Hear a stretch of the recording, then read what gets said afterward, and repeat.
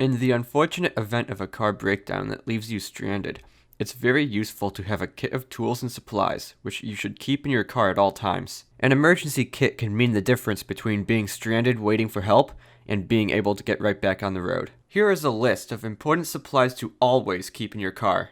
Jumper cables, roadside flares, spare tire and jack, first aid supplies, bottled water, granola or energy bars, small tool kit, a flashlight, car escape tools such as a seatbelt cutter and a window breaker, road maps, blankets and extra clothing, especially for colder climates, a car fire extinguisher, antifreeze, a roll of duct tape, washer fluid, paper towels or rags, 2 quarts of oil, and a no-spill gas can.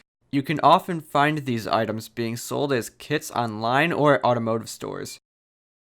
If you find yourself stuck on the side of the road and can't receive immediate help, a kit containing these items will prove very useful.